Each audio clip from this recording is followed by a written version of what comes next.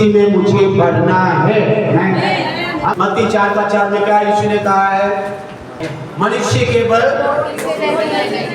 केवल रोटी से नहीं परंतु हर एक वचन से, हर वचन से जो परमेश्वर के मुख से निकलता है जीवित रहेगा। तो जीवित रहने के लिए दो चीजें यीशु ने कहा, एक कहा रोटी चाहिए, दूसरा चाहिए क्या चाहिए? वचन चाहिए। तो दोनों आपको जरूरत है। आप जो है रोटी को भी जो है आपको खाना पड़ेगा। बिना खाए हुए शारीरिक बल नहीं पा सकते हैं और बिना वचन को खाए हुए लिए हुए आत्मिक और मानसिक बल को नहीं पा सकते हैं। तो यीशु ने कहा मनुष्य केवल रोटी से नहीं, इसका मतलब है केवल रोटी मतलब रोटी भी जरूरत है और उसके साथ साथ आपको वचन भी जरूरत है। बहुत सारे लोग केवल रोटी के लिए मेहनत करते हैं, वचन के लिए मेहनत नहीं करते हैं।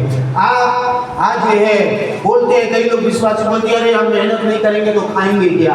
अब यीशु मसीह ये नहीं कह रहा है कि आप मेहनत ना करें, क्योंकि आप मेहनत करेंगे तभी तो आप मेहनत करेंगे तो आप कमाएंगे तो आप खाएंगे या अच्छी जीवन जिएंगे। लेकिन उसके साथ साथ यीशु मसीह ने ये भी कहा केवल रोटी से नहीं, वचन के लिए भी आपको मेहनत करना पड़ेगा, वचन के लिए भी आपको जो है करना पड़ेगा। ये नहीं कि हम 6 दिन बस रोटी के लिए ही मेहनत करें और एक दिन वचन के लिए मेहनत करेंगे और हम मानसिक और आत्मिक रूप से बलवंत नहीं होंगे। हम जब रोज खाते हैं शारीरिक रूप से बलवंत होते हैं, लेकिन ऐसे आत्मा में अगर बलवंत होना है, मानसिक रूप से बलवंत होना है तो आपको ये भोजन की जरूरत है जो बाइबल में वचन दी गई है। इसलिए यीशु ने कहा केवल मनुष्य रोटी से नहीं, हर परमेश्वर के मुंह से निकले हुए वचन से आप मानसिक और आत्मिक जीवन में बलवंत होते जाएंगे। शरीर के लिए तो रोटी चाहिए और आत्मा और प्राण के लिए वचन की रोटी चाहिए। और आप अगर वचन को सीख गए, वचन को हृदय में रख लिए, वचन को आपने सुना और सही सही वचन को आपने अगर जान लिया तो आपको शैतान नहीं हरा सकता है, ना आप परेशान नहीं होंगे। जो भी आएगा आपके जीवन में उसको आप यीशु मसीह के नाम से वचन लेकर बोलेंगे और आपकी मानसिक जय पाते रहेंगे, क्योंकि आपके पास वचन है। आपके पास आप कमजोर नहीं है, आपके पास वचन है, आपके पास हथियार है, आपके पास रोटी है, आत्मिक रोटी है, आपके पास आत्मिक चीजें हैं और आप आत्मिक चीजों को समझ पाएंगे, आत्मिक बातों को जान पाएंगे। तो याद रखिए परमेश्वर का वचन यही कह रहा है। और एक वचन परमेश्वर कह रहा है, इसके लिए आपको अगुओं को या नियुक्तों को नियुक्त कर दिया है। परमेश्वर ने अपने लोगों को, पास्टरों को या टीचर्स को या फाइवफोल्ड मिनिस्ट्री को, आप उनके उन वचनों को जो सिखाते हैं उनके विरोध में आप नहीं जा सकते हैं। यिर्मयाह 3:15 मैं तुम्हें, परमेश्वर कह रहा है, देखिए मैं तुम्हें, पढ़िए मैं तुम्हें अपने मन के अनुकूल चरवाहे दूंगा और जो ज्ञान और बुद्धि से तुम्हें चराएंगे। परमेश्वर कह रहा है I will give you pastors, I will give you pastors, pastors को दे रहा है अकॉर्डिंग टू माई हार्ट, मेरे मन मेरे हृदय के अनुसार मैं कुछ पास्टरों को दूंगा, एक चरवाहों को दूंगा, कुछ जो है अगुओं को दूंगा। और वो क्या सिखाएंगे, वो क्या सिखाएंगे, क्या खिलाएंगे? वो आपको क्या खिलाएंगे? विद नॉलेज एंड अंडरस्टैंडिंग, जो ज्ञान और बुद्धि तुम्हें चलाएंगे, खिलाएंगे। चराएंगे मतलब तुम उसको खाओगे। Give you pastors according to my own heart, मेरे हृदय के अनुसार, मेरी ज्ञान, मेरी बुद्धि, मेरी समझ को सिखाने वाले ऐसे पास्टरों को मैं तुम्हारे लिए नियुक्त करूंगा। तो परमेश्वर यहाँ पर कह रहा है, क्या कह रहा है? देखिए ये परमेश्वर की प्रतिज्ञा है। कौन दे रहा है यहाँ पर? I will give you. कौन कह रहा है वहां पर? सेनाओं का यहोवा प्रभु यीशु मसीह कह रहा है, अडोनाई परमेश्वर कह रहा है, मैं तुम्हारे लिए, मैं विश्वासियों के लिए, मैं भेड़ों के लिए, मैं विश्वासी मेरे कलीसिया के लिए ऐसे लोगों को, पास्टरों को खड़ा करूंगा जो क्या करेंगे? ये वचन के ज्ञान और वचन की बुद्धि देंगे और उससे मेरे लोग एक अच्छा जीवन जिए, अच्छा जीवन जिए। इसलिए मेरे प्यारों, परमेश्वर का आज ये अनुग्रह में रहना पड़ेगा इसको।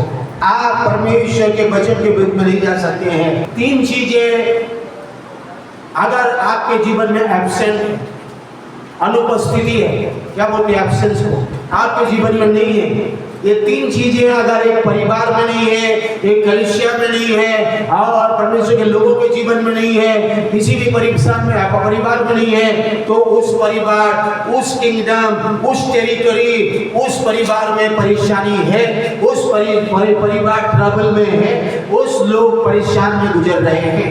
और ये 3 चीजें क्या है? दूसरी इतिहास की पुस्तक 15 अध्याय का 3 पद। नाउ पर सब लोग देखिए, पढ़िए। Now for a long season Israel has been without the true God, without the teaching of the priest and without the law. Hindi में पढ़िए, सब पढ़िए। बहुत दिन इस्राएल बिना सत्य परमेश्वर के, बिना सिखाने वाले याजक के और बिना व्यवस्था के रहा। और जो विश्वासी ये 3 चीजें, जो परिवार में ये 3 चीजें कमी है, वो परिवार हमेशा ट्रबल में रहेगा, हमेशा वो परिवार परेशानी को झेलेगा, मुसीबत में झेलेगा। शैतान उस परिवार को बार बार परेशान करता है, बार करता है। बिना सत्य परमेश्वर, number 1 without the true God. यहाँ पर गॉड ने लिखा है ट्रू गॉड, यहाँ पर नहीं कहा है कि परमेश्वर के बगैर, यहाँ पर कहा बिना सत्य परमेश्वर के। इसका मतलब है हमारा परमेश्वर सत्य है और सत्य कभी झूठ नहीं हो सकता है, और झूठ बोलने वाले परेशान होंगे, लेकिन सच्चाई को बोलने वाले सत्य परमेश्वर को प्रसन्न करेंगे। तो बहुत सारे विश्वासी आज झूठ परमेश्वर या झूठ में चलते हैं, झूठ बोलते हैं, हर बातों में झूठ बोलते हैं, आत्मिक चीजों के लिए झूठ बोलते हैं, परमेश्वर के लिए झूठ बोलते हैं, फास्टिंग प्रेयर के लिए झूठ बोलते हैं, आराधना प्रार्थना के लिए झूठ बोलते हैं, वचन के लिए झूठ बोलते हैं। ये सारी चीजों के वो लोग इस सत्य परमेश्वर को नहीं जाना, उन लोगों ने उसी और परमेश्वर को जाना है। उन लोग किसके बिना है? इस परमेश्वर के बगैर उनका जीवन है, तो उन लोग कहाँ जाएंगे? ट्रबल में जाएंगे, परेशानी का सामना करेंगे। दूसरा कहाँ है कि परमेश्वर के वचन कह रहा है without A teaching of the priest. दूसरा कहा without A teaching of priest, बिना पास्टर के शिक्षा के बगैर, अगुवे के शिक्षा के बगैर आप चल रहे हैं तो आप ट्रबल में हैं, आप परेशान में रहेंगे, आप कुछ भी करेंगे आप वहां परेशानी में। और ये बाइबल कह रही है। हम अगर इस वचन को विश्वास करते हैं कि ये वचन परमेश्वर की है और परमेश्वर की आत्मा से दी गई है, तो आप इस लाइन को भी, इसको भी विश्वास करेंगे। आप अगर इस बाइबल को विश्वास करते हैं कि ये वचन परमेश्वर के सांस से दी गई है, परमेश्वर के मुंह से निकली हुई है, ये परमेश्वर की ओर से दी गई है, तो ये आप विश्वास करेंगे कि बिना सिखाने वाले याजक पास्टर के आप ट्रबल में हैं। आप अपने हिसाब से नहीं सीख सकते। आप अपने हिसाब से अपने आप को सिखाएंगे तो आप परेशान में जाएंगे। आपको इसके लिए एक अभिषेक योग्य पास्टर के सीखने की जरूरत हो।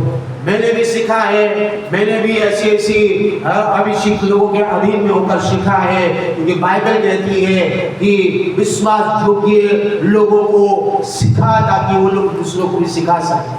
शायद इसमें स्क्रीन में नहीं होगा, आपके पास बाइबल है, जिसके पास जल्दी से खोलिए और पढ़िए उसको। दूसरी तिमोथी 2:2।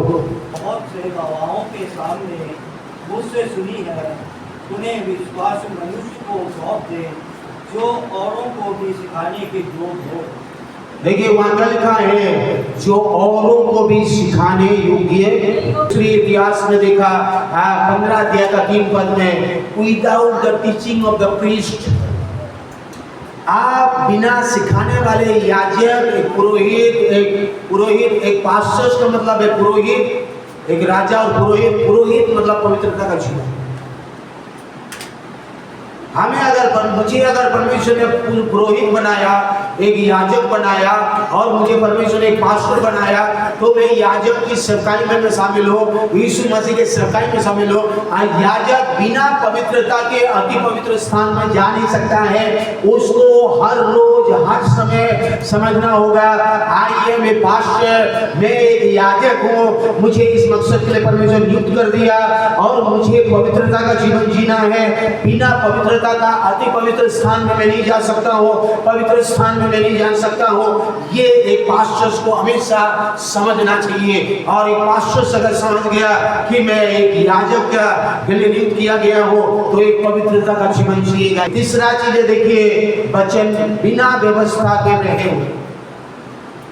इन तीन चीजें अगर किसी के घर में वचन, अगर आत्मिक व्यवस्था के बारे में यहाँ पे, आत्मिक नियम के बारे में, स्पिरिचुअल लॉ के बारे में कह रहा है। देखिए, परमेश्वर ने सब कुछ नियम बनाया, आत्मिक आत्मा का एक व्यवस्था बना दिया, नियम बना दिया विश्वासियों। अगर आप आत्मा का नियमों को नहीं फॉलो करेंगे तो परमेश्वर आपको ब्लेस नहीं कर सकता है, क्योंकि वो उसका ब्लेसिंग्स उसके जुड़ी हुई। आत्मा की व्यवस्था है, वो शरीर के अनुसार नहीं है और ये दुनिया की व्यवस्था के अनुसार है, नहीं है वो व्यवस्था। तो परमेश्वर कहता है वो आत्मा की व्यवस्था है, स्पिरिचुअल लॉ है, आप उससे अनजान ना रहे, उसको आपको वचन से सीखना पड़ेगा। और उससे अगर आप सीख जाते हैं तो प्रभु आपके साथ है, हमारे साथ है, वो अद्भुत कार्य कर रहा है और प्रभु सहायता करेगा। परमेश्वर मुझे इस हफ्ते में जब बोल रहा था कि अनुग्रह के बारे में बहुत कम प्रचार किया जा रहा है। अनुग्रह के बारे में, अनुग्रह या फेवर, अनुग्रह या फेवर के बारे में काम जो है बहुत कम लोग बताते हैं। प्रभु का आत्मा ने मुझे इस वचन को बहुत साल पहले दिया था और पहले भी हमने इस वचन को हमने मनन किया, लेकिन आज परमेश्वर ने हमें उस अनुग्रह, उस आत्मिक जो है नियमों को, आत्मिक चीजों को आप जाने कि उसके अनुग्रह के बगैर हम आगे बढ़ नहीं सकते हैं। अनुग्रह के बगैर हम हमारा जीवन में हम आशीष बरकत अनुग्रह को नहीं पा सकते हैं। तो अनुग्रह के बारे में हम जो है थोड़ी बहुत हम वचन में सीखेंगे और बाइबल कह रही है कि अनुग्रह हमें बहुत जरूरत है। तो परमेश्वर का अनुग्रह में भाग होना चाहिए, भागी होना चाहिए और अनुग्रह की आशा रखें, अनुग्रह की आशा रखें, क्योंकि इसके साथ ब्लेसिंग्स भी जुड़ा हुआ है। और आप जब पढ़ेंगे पहला पत्रस 1:13 है, पहला पत्रस 1:13 और फिलिपियों 1:7 को भी हम देखेंगे। फिलिपियों और मेरे लिए परमेश्वर का वचन क्या कह रहा है, देखिए यहाँ पर अनुग्रह को जाने से पहले बाइबल क्या कहती है थोड़ी बहुत देख लीजिए। इस कारण अपनी बुद्धि की कमर बांधे। देखिए, बुद्धि का कमर यहाँ पर बोल रहा है, आपको बुद्धि है, बुद्धि में भी कमर बांधना पड़ेगा, आपके माइंड को भी बांधना पड़ेगा। माइंड को जो है हिम्मत का और वचन से आपको क्या करना पड़ेगा, बलवंत होने की बातें कर रहा है। और सचेत रहे, उस अनुग्रह की पूरी आशा रखो जो यीशु मसीह प्रकट होने के समय तुम्हें मिलने वाला है। आमीन। तो पूरी आशा रखना है, परमेश्वर के अनुग्रह ही हमारे लिए क्या करेगा, अनुग्रह की पूरी आशा रखें जो यीशु के आगमन के समय तक हमें वो अनुग्रह क्या करता जाएगा, हमें आशीष अनुग्रह चलाता जाएगा, बढ़ाता जाएगा और उस समय में पूरी दिल से हम उसके साथ आज जो है उसकी ब्लेसिंग्स को अनुभव करेंगे। इसका मतलब है आगे को the end for the grace that is to be brought up to you at the revelation of Jesus Christ. तो मेरे प्यारो, आपको क्या करना पड़ेगा, आपके माइंड में सचेत रहे और ये हमेशा सोचें कि मेरे लिए परमेश्वर का अनुग्रह है और मेरी आशा है, अनुग्रह में मैं बढ़ रहा हूँ और यीशु मसीह ने मेरे लिए आशीष भरकर सब कुछ कर दिया है। आमीन, आमीन। मैं इस अनुग्रह की बातें कर रहा हूँ जो पौलुस कह रहा है फिलिपियों 1:7 में जब आप आएंगे, देखिए क्या कह रहा है, उचित है कि मैं तुम सबके लिए ऐसे ही विचार करूं। देखिए, एक पास्टर का दिल हमेशा विश्वासियों के लिए अच्छा विचार करता है। एक पास्टर का दिल, पौलुस कह रहा है मैं ऐसा विचार रखता हूँ क्योंकि तुम मेरे मन में आप बसे हो, तुम मेरे मन में हो, मेरे हृदय में हो, मेरे कलीसिया, मेरे लोग, मेरे मैं जिसको सुसमाचार सुनाया, जो उद्धार पाए यीशु में आए, उनके लिए मेरे दिल में, मन में, हृदय में सही विचार ही रहेगा, कभी भी गलत विचार नहीं रहेगा। वो चाहे कोई भी होगा, कोई भी होगा, कितना बड़ा भी हो, गलत काम किया कर रहा होगा या किया होगा या बोला होगा, कभी मेरे दिल में परमेश्वर ने सिखाया कि उसके लिए भी तेरे मन में और हृदय में एक अच्छा विचार के साथ ही तू रहना, ये पास्टर का दिल होता है। तो पौलुस भी कह रहा है क्योंकि मेरी डेट में सुसमाचार के लिए उत्तर और प्रमाण देने में तुम कितने हैं वहां पर, सारे विश्वासी मेरे साथ अनुग्रह में सहभागी हो। आमीन। देखिए, अनुग्रह में सहभागी हो, अनुग्रह में partakers of the grace, we are the partakers of the grace. आप अनुग्रह में अनुभव करने वाले लोग हैं, परमेश्वर के अनुग्रह को चखने वाले, परमेश्वर के अनुग्रह में भाग लेते हैं, परमेश्वर के अनुग्रह। पौलुस कह रहा है विश्वासियों को, तुम भी you all are partakers in the grace. आप फेवर में परमेश्वर के अनुग्रह के साथ, जैसे मैं उद्धार पाया, मैं सताने वाले था, मैं कलीसिया को मारता था, विश्वासियों को जेल में डालता था, लेकिन परमेश्वर का अनुग्रह आया, मैं अनुग्रह से विश्वास किया, सुसमाचार बदल गया और मैं आज परमेश्वर का अनुग्रह को चखा हो, उसका अनुग्रह मेरे लिए काफी है। उस अनुग्रह में तुम सहभागी हो। आमीन। उस अनुग्रह को अगर आप सहभागी हो गए तो आपका जीवन बदल गया। अनुग्रह को अगर आप समझ गए तो आपका जीवन बदल जाएगा। तो अनुग्रह को आपको समझना पड़ेगा। अनुग्रह परमेश्वर का अनुग्रह हमें जयवंत कराता है, परमेश्वर का अनुग्रह हमें आगे बढ़ाता है, परमेश्वर का अनुग्रह लोगों का जीवन को बदलता है, परमेश्वर का अनुग्रह आपको ब्लेसिंग्स की ओर लेके चलता है, परमेश्वर का अनुग्रह आपके लिए रास्ता खोल रहा है। अगर आप उसे अनुभव करना चाहते हैं तो इस अनुग्रह में भाग होना पड़ेगा, सहभागी होना पड़ेगा। जो बहुत सारे लोग इस अनुग्रह में भागी नहीं हो पाते हैं। बाइबल कहती है हमारे पास बहुत ऐसा अनुग्रह, यीशु मसीह में हमारे पास बहुत ऐसे अनुग्रह से भरे हुए हैं। हमने रिसीव किया है बहुत का अनुग्रह, हमने रिसीव किया है, हमने लिया है बहुत का अनुग्रह। इसीलिए कभी भी अपने आप को अंडर एस्टिमेट न करिए, अरे मेरे ऐसा क्यों, अरे ऐसा मेरे गलती का पड़े, ऐसा हो गया। आपके पास अनुग्रह काफी है, आप उससे निकल सकते हैं, आप उससे बाहर आ सकते हैं। आप परमेश्वर का अनुग्रह आपको मदद कर सकता है। तो जो बहुत सारे विश्वास से परेशान होते हैं, आपको परेशान होने की जरूरत नहीं है। अगर आप परमेश्वर को जान गए, यीशु को जान गए, यीशु में अगर आप सीख गए तो आप परेशान नहीं होंगे, आप भटकेंगे नहीं, आप इधर उधर जाएंगे नहीं, धन दौलत पैसे के लिए परेशान नहीं होंगे। आप बोलेंगे प्रभु आपका अनुग्रह मेरे लिए काफी है, आपका अनुग्रह को मैं भागी हूँ, आपके अनुग्रह में मैं जी रहा हूँ, आपका अनुग्रह मेरे रास्ता खोल रहा है, मैं आपका अनुग्रह लोगों को बदल रहा है, आपका अनुग्रह मुझे सुरक्षित रखा है। मेरे बहनों, जब आप अनुग्रह को जानेंगे, ये सारी वचन में दी गई है, तो आपका जीवन क्या हो जाएगा। आप एक बड़ी क्या बोलेंगे, बड़ी हियात के साथ, बड़ी हिम्मत के साथ, बड़ी बल पाते हुए हर परिस्थिति को आप झेल कर आगे निकल जाएंगे। आपको कोई नहीं गिरा सकता, कोई परेशानी नहीं कर सकता। लोग ये करेगा तो भी वो आपके लिए दी गई सारी इच्छा पूरा होता रहेगा। आमीन। शत्रुओं के बीच में भी आपको परमेश्वर खड़ा करेगा। अगर परमेश्वर का अनुग्रह है तो शत्रुओं के बीच में आपको खड़ा करेगा, आपके विरोधियों के बीच में खड़ा करेगा, आपके विरोधियों के बीच में ऐसा उठाएगा कि वो लोग देखेंगे अरे ये तो अनुग्रह से भरी हुई है, भरी हुई है। और परमेश्वर की आत्मा कह रहा है अगर मेरा अनुग्रह यूसुफ के साथ रहेगा तो वो हमेशा जेल में नहीं रहेगा, जेल से निकल कर राज गद्दी राजा के पास पहुंचेगा।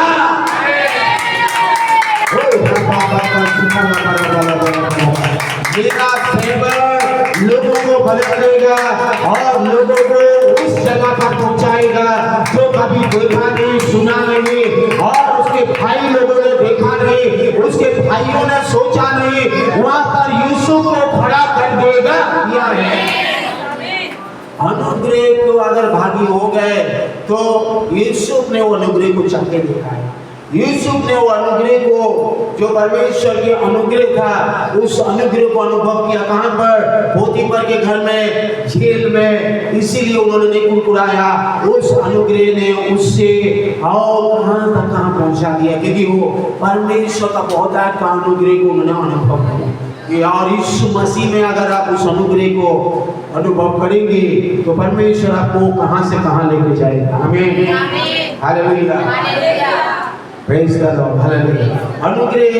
अनुग्रह जो है, अनुग्रह आपको लेना पड़ेगा। अनुग्रह अलग अलग है। मैं चंगाई के लिए अनुग्रह चाहिए, मिराकल्स के लिए चाहिए, प्रोफेसी के लिए चाहिए, और जीवन के लिए चाहिए, अलग अलग चीजों के लिए अनुग्रह। ग्रेस के बारे में आप देख रहे थे, लेकिन अनुग्रह से मैं पहला चीज आप लोगों को बोलना चाहूंगा। कुछ चीजें आपको स्क्रीन में नहीं मिलेगा जो आत्मा की अगुवाई हो रहा है, मैं बता रहा हूँ। अनुग्रह बाइबल कहती है, अनुग्रह ही से, विश्वास के द्वारा अनुग्रह से तुम्हारा उद्धार हुआ है। हमारी योग्यता नहीं थी, लेकिन हमें योग्य बना दिया। और हमें, लेकिन अनुग्रह में ये मत सोचे अरे मैं तो योग्य नहीं हूँ, ऐसा प्रार्थना करना आज के बाद छोड़ दीजिए। हालेलुया। आज के बाद अगर कोई बोल रहा है अरे प्रभु मैं तो योग्य नहीं हूँ, तो प्रभु बोल रहा है तू मेरा बेटा है, ऐसा कभी नहीं बोलना है। तो अगर कोई बोल रहा है अरे मैं तो कुछ भी नहीं हूँ, मैं तो कीड़ा हूँ, मैं तो ऐसा हूँ, मैं तो ऐसा हूँ, तो आप समझ जाइए आप कीड़ा नहीं है, आप गरीब नहीं है, आप परेशान नहीं है, आप यीशु मसीह में अनुग्रह से भरे हुए हैं। हमेशा आपको समझना पड़ेगा कि आपको अगर नम्र दीन बनना है तो आपका दिल और मन को परमेश्वर देखता है, आपकी बात। बहुत बार हम प्रभु मैं नम्र हूँ, प्रभु मैं धन्यवाद देता हूँ, मैं नम्र हूँ। मुंह से बोलने से नम्रता नहीं निकलती है, नम्रता कार्य में दिखता है, प्रकट होता है। नम्रता और दीनता को किसने पूछा था, हम कैसे जानेंगे कि हम में नम्र हूँ या नम्र व्यक्ति है? तो बाइबल कहती है नम्र व्यक्ति वही है जो इस वचन के अनुसार चलता है, इस वचन को मानता है, वही नम्र और दीन है। नम्र वही है जो इस वचन को, परमेश्वर का वचन को, इस वचन को जानकर, इस वचन में क्या कहता है उसके अनुसार करने के लिए, मानने के लिए तैयार होता है, वही व्यक्ति नम्र है।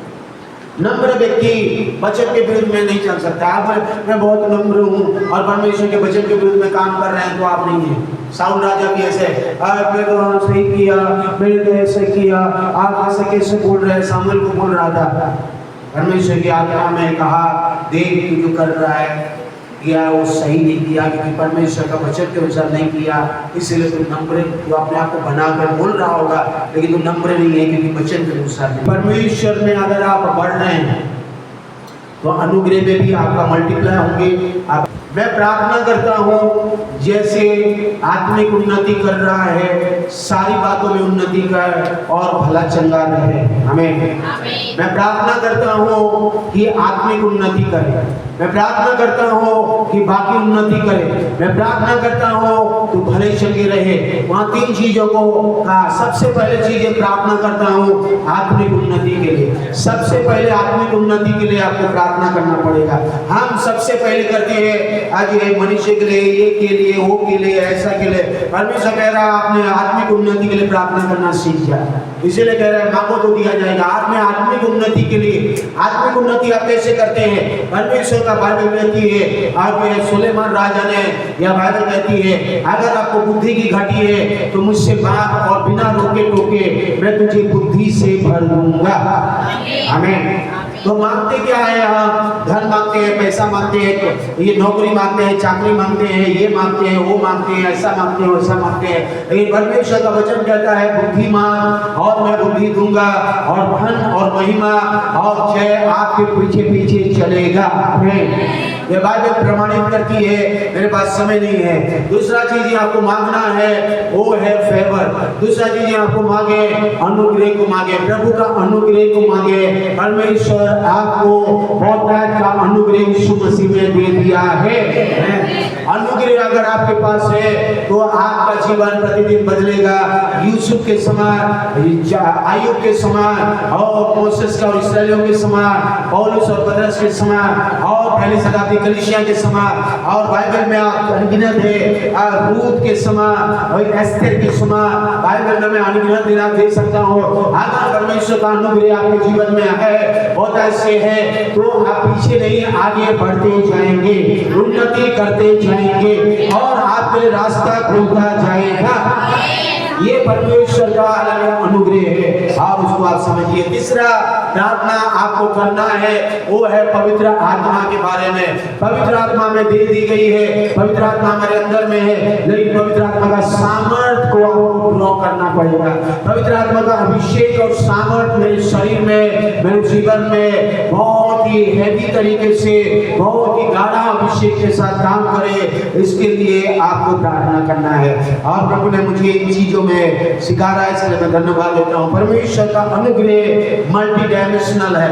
परमेश्वर का अनुग्रह आज ये बहुत सारी, ये नहीं सोचना चाहिए अरे मैं तो योग्य नहीं था, योग्य हमें बना दिया। उद्धार अगर आप यीशु में पड़ गए, यीशु मसीह में बेटा बेटी बन गए, तो आपके ऊपर में बहुतायत का अनुग्रह आ गया। वो रोमियो में लिखा है, रोमियो 5 अध्याय का 17 पद और 5 अध्याय का 20 पद लिखा है। लिखा हुआ है एक व्यक्ति के द्वारा बहुतायत से पाप आया और मृत्यु आया, लेकिन एक व्यक्ति यीशु मसीह के द्वारा बहुतायत से अनुग्रह आया। यहाँ पर है, आइए देखिए, इसको लिखा है तो लोग अनुग्रह और धार्मिकता वरदान बहुतायत से पाते हैं और वे एक मनुष्य के अर्थात यीशु मसीह के द्वारा अवश्य ही अनंत जीवन में राज करेंगे। हमें व्यवस्था के बीच में आ गई, देखिए व्यवस्था तो बीच में आ गई और अपराध बहुत हो, परंतु जहाँ पाप बहुत हुआ वहाँ अनुग्रह भी उससे कहीं ज्यादा हुआ है। हमें तो पाप आपको जीवन में परेशान नहीं कर सकता है अगर अनुग्रह है। देखिए दुनिया में पाप बढ़ रही है, दुनिया के आप देखेंगे तो पाप आज बढ़ रही है। आप न्यूज़पेपर में देखिए हत्या, मारपीट, खून खराबा और व्यभिचार और क्रिमिनल्स के क्राइम्स बढ़ रही है, चाहे सब बढ़ रही है। यीशु मसीह में हमारे लिए अनुग्रह भी बढ़ रहा है।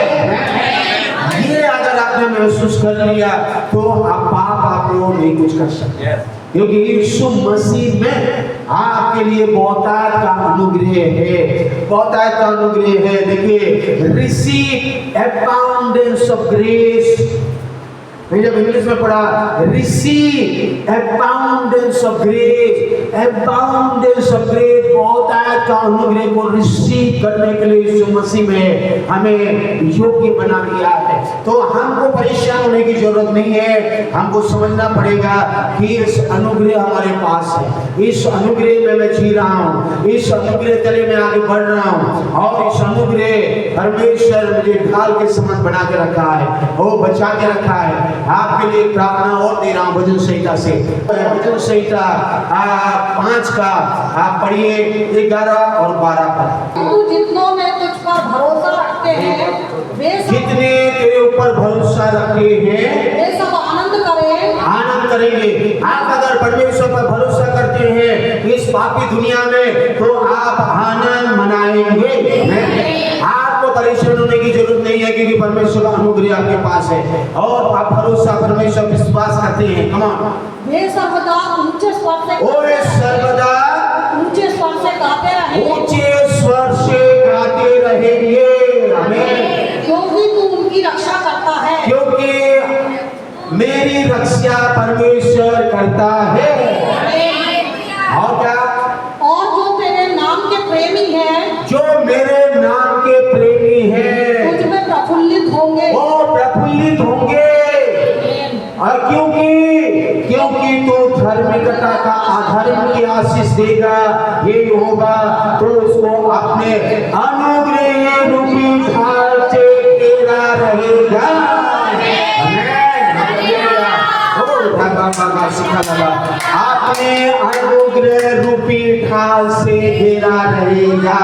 अगर मुझे अनुग्रह रूपी ढाल चारों तरफ घेर के रखा है तो मैं गीत गाऊंगा, आनंद मनाऊंगा, स्तुति करूंगा, महिमा करूंगा, बधाई दूंगा और आगे बढ़ता जाऊंगा।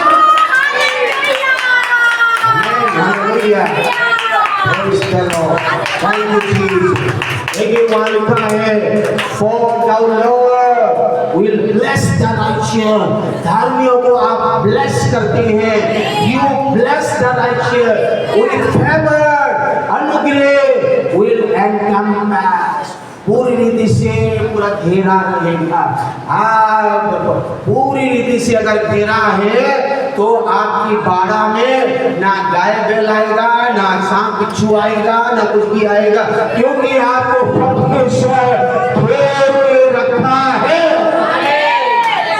शत्रु आपके पास आएगा नहीं, आएगा तो चला जाएगा, क्योंकि अनुग्रह का ढाल आपको घेर के रखा है। और कैसे घेर के रखा है? ओ क्या है? वो एक ढाल के समान जो भेद नहीं सकता, तीरों को भेद नहीं सकता। मैं भाई जब आप इस वचनों को समझ जाएंगे तो आप जानेंगे कि यीशु मसीह में मुझे जीवन का जीवन कैसे जीना है। हालेलुया। अनुग्रह रूपी ढाल को अपने में समझ गए तो आप उस ढाल को लेकर चलेंगे, घोषणा करते जाएंगे, बोलते जाएंगे, परमेश्वर अनुग्रह का ढाल आपके साथ रखा रहेगा। आमीन। एक वचन और भजन संहिता बोले, एक वचन और पढ़ेंगे, भजन संहिता 8:5। क्योंकि परमेश्वर तूने मुझे बनाया, परमेश्वर ने मुझे थोड़ा कम ही बनाया है, और महिमा प्रताप का मुकुट मेरे सिर पर रखा है। हमें बोलिए बोलिए, परमेश्वर ने मुझे महिमा और प्रताप का मुकुट दिया है। हमें पढ़िए, इसको पढ़िए, पढ़िए, बोलिए, महिमा और प्रताप का मुकुट मेरे सिर पर रखा है।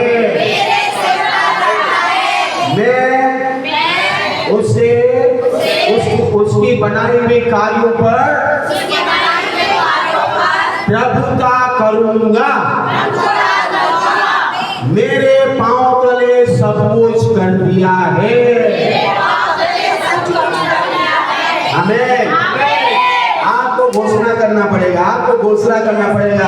आपके विरुद्ध में आने वाली चीजों के ऊपर आप इस वचन को घोषणा करना पड़ेगा और बोलना पड़ेगा, प्रभु तूने मुझे बनाया, मुझे बेटा बनाया, मुझे बेटी बनाया, मुझे राजा बनाया, याजक बनाया, संतान बनाया, और मेरे सिर पर क्या दिया है?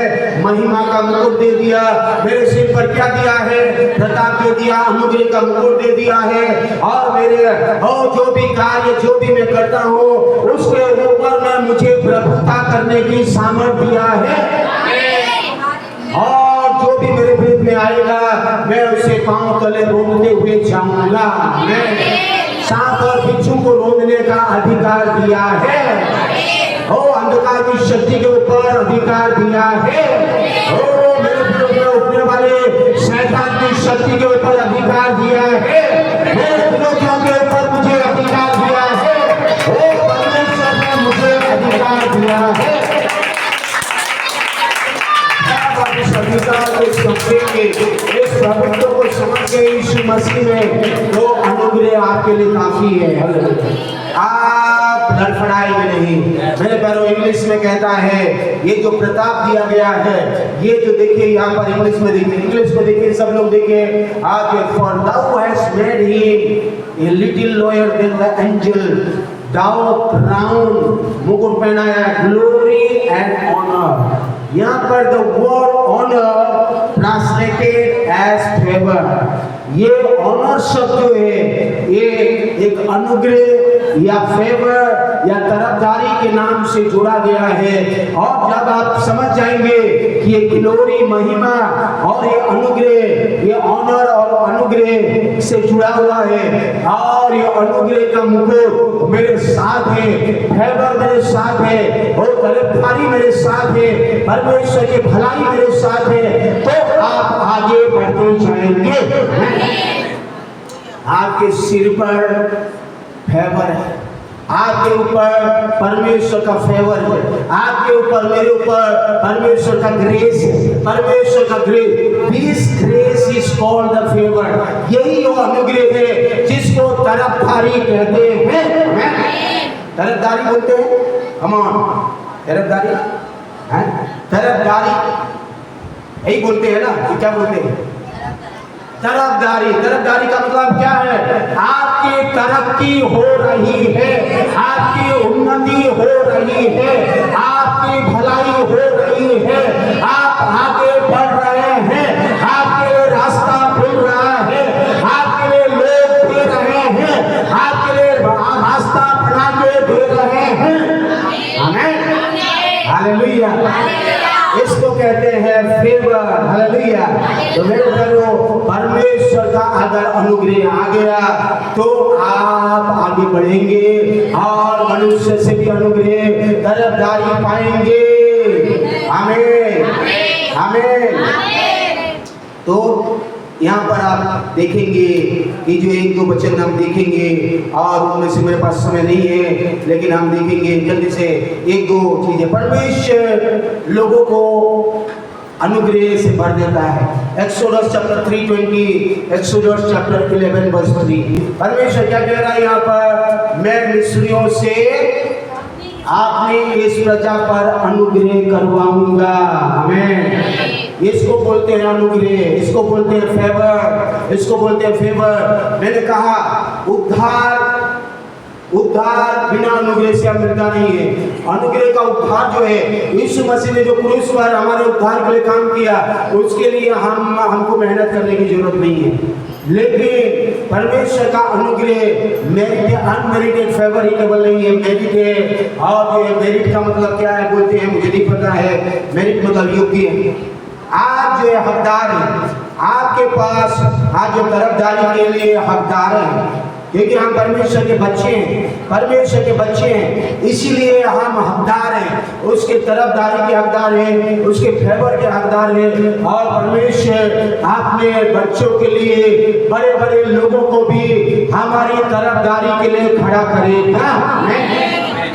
400 साल इस्राएली 400 साल परेशान और बंधुआई में रहने के समय में बहुत सारे दुख उठाने के बाद 400 साल के बाद परमेश्वर ने एक ऐसा फिरौन राजा को बनाया जो राजा को अनुग्रह से भर दिया। वो अपने लोगों के लिए वो राजा के मन में डाला। 400 साल तक और ये कोई राजा के मन में वो अनुग्रह नहीं दिया। लेकिन यहाँ पर बाइबल कह रही है, देखिए, मिस्र में से अपनी प्रजा पर अनुग्रह करवाऊंगा और जब तुम वहां से निकलोगे तो छूछे हाथ नहीं निकलोगे। आमीन। आप अगर इस इतिहास को पढ़ेंगे तो निकलने से पहले राजा ऑर्डर देता है, ओ इस्राएलियों को सब कुछ दे दो, सोना चांदी और जो भी उनको चाहिए जाओ, लेके जाओ। आप अगर बाइबल को सही तरीके से आप पढ़ेंगे तो परमेश्वर का favour, I will give this people favour in the site of the Egyptian. ये फेवर को परमेश्वर यहाँ पर कह रहा है। अगर परमेश्वर के लोग खाली हाथ निकलने वाले नहीं है मिस्र से, परमेश्वर के अनुग्रह के साथ बहुतायत का धन लेके निकलने वाले हैं। ये जो है परमेश्वर का फेवर है। और ये बहुतायत मिस्री का सोना चांदी बहुमूल्य चीजों को लेके जाने वाले हैं और ये मिस्री लोग देने वाले हैं, लूट के नहीं लेने वाले हैं। ले लो भैया, ले लो। और ये बोलेंगे, अरे ले लो, जा रहे हो, लो ये सोना ले लो, ये गहना ले लो, अरे वो ले लो। राजा बोलेगा ले लो, जो लेना है ले लो, उठा लो और और जाओ, क्योंकि परमेश्वर का जब अनुग्रह आती है तो लोग आपको देना शुरू करेंगे। हालेलुया। आज लोग हमें नहीं देते हैं क्योंकि परमेश्वर का अनुग्रह अब वो हम समझ नहीं पाए। ये अनुग्रह को समझने की जरूरत है। वो उद्धार का अनुग्रह तो मिल चुका है हमें। अगर इस फेवर, अगर इस तरफदारी को अगर आपके जीवन में परमेश्वर दे दिया है तो आप महानता की ओर बढ़ेंगे। आमीन। मोसेस महानता की ओर बढ़ेंगे, आप आगे बढ़ेंगे, लोग जानेंगे कि साधारण लोग भी जानेंगे आप अद्भुत हैं, आप कुछ अलग हैं, आप कुछ अलग व्यक्ति हैं। आपके मोहल्ले वाले देखेंगे, जानेंगे कि ये तो अनुग्रह से भरा हुआ लोग हैं। मेरे प्रभु सारे लोग देखेंगे कि अनुग्रह, ये अनुग्रह की बातें यहाँ पर कह रहा है। मेरे प्रभु जब आप इस अनुग्रह को जान जाएंगे, इस अनुग्रह को जानेंगे तो परमेश्वर की महिमा को आप करने पाएंगे। सारी गवाही, every testimony of victory, every blessing come from God through man to man. हमेशा याद रखिए, सारी आशीषें, सारी ब्लेसिंग वो जो परमेश्वर की ओर से आता है, मनुष्य से होकर आता है, मनुष्य से होकर आता है। परमेश्वर डायरेक्टली और जो है हमारे पास कई बार नहीं देता। ये चीजें देखिए, और लोग बोलते हैं परमेश्वर और जो दे देगा, परमेश्वर आज ये हमेशा आपको नहीं देगा। परमेश्वर की आशीषें मनुष्य, परमेश्वर की ओर से सारी ब्लेसिंग्स आती है, लेकिन एक माध्यम मनुष्य को माध्यम बना देता है, मनुष्य को माध्यम बनाया है। इसीलिए मैंने कहा अगर जोसेफ को वहां पहुंचना है तो मनुष्य को एक माध्यम बनाया। परमेश्वर का अनुग्रह अगर जोसेफ के ऊपर में बहुत ऐसे है तो मनुष्य के माध्यम से ही पहुंचेगा और एक फाइनेंस मिनिस्टर बनेगा। और ये सारी ब्लेसिंग्स को आप देखिए, सारी ब्लेसिंग आप देख सकते। दाऊद अगर राजा बनना है, चरवा से भेड़ बकरी चराने वाला और एक लड़का अगर चरवा बनना है तो प्रभु का अनुग्रह आएगा, तो अनुग्रह से परमेश्वर का सामर्थ्य प्रकट होगा और गोलियत को मारा और एक राजा का स्थान में पहुंचा। तो मनुष्य के द्वारा सारी ब्लेसिंग्स आती है। आप बोलेंगे कि परमेश्वर दे दो तो नहीं होने वाला। देखिए यीशु मसीह भी ऐसी अनुग्रह से बड़ा, और परमेश्वर का अनुग्रह और मनुष्य का अनुग्रह पढ़ेंगे उसको। लूका समाचार 2 अध्याय का 12 सब लोग देखिए। हमारा प्रभु यीशु मसीह भी ऐसे बढ़ा। देखिए यीशु बुद्धि और दिलडोल में परमेश्वर और मनुष्य के अनुग्रह में बढ़ता है। Jesus increased in wisdom and stature and in favor with God, with man. तो हर व्यक्ति को परमेश्वर का अनुग्रह और मनुष्य का अनुग्रह में बढ़ना पड़ेगा। बहुत सारे विश्वासी आज परमेश्वर का अनुग्रह तो बोलते हैं लेकिन मनुष्य के अनुग्रह में बढ़ नहीं पाते। मनुष्य के अनुग्रह में भी आपको रहना पड़ेगा। मनुष्य के अनुग्रह में यीशु मसीह भी जब वो जन्म लिया तब वो बढ़ा। अगर यीशु मसीह को भी ये फेवर चाहिए था, this grace is called favour, यही अनुग्रह है, यही वो तरफदारी है जो मनुष्य से मनुष्य तक पहुंचता है। यही वो ब्लेसिंग्स है जो मनुष्य के माध्यम से परमेश्वर की ओर से आता है। यही वो ब्लेसिंग्स है, यही वो गवाही है, यही वो अनुग्रह है, यही वो फेवर है, यही वो तरफदारी है जो एक मनुष्य के जरिए, एक मनुष्य के माध्यम से दूसरे मनुष्य तक पहुंचता है। ये अनुग्रह को सीखने की जरूरत है। आपके साथ वो अनुग्रह है तो उन सारी चीजों के साथ भी अनुग्रह रहेगा। अगर ये अनुभव को बातें यहाँ पर कह रहा हूँ, यही अनुग्रह परमेश्वर कह रहा है, यही तरफदारी हर विश्वासी भाई बहन को, हर पास्टरों को चाहिए जो बिना कुड़कुड़ाए हुए यही अनुग्रह को व्यक्तिगत जीवन में हम अनुभव करें। जब आप घर से बाहर जाते हैं, जब घर आते हैं तो यही अनुग्रह को लेकर चले तो आप एक शहबत की गवाही बनेंगे। आपकी गवाही जीवंत होगा, आपकी गवाही अच्छा होगा, आपकी गवाही लौट आने के बाद भी अच्छी होगी। आप घर में अच्छी गवाही के साथ जिएंगे। आप बोलेंगे मेरा प्रभु का अनुग्रह मेरे साथ है और मुझे बढ़ा रहा है, मुझे घटा नहीं रहा है। प्रभु मेरे रास्ता खोल रहा है, प्रभु अलग अलग अनुभवों से ले रहा है और मैंने अलग अलग अनुभव से उन्नति की ओर बढ़ रहा हूँ।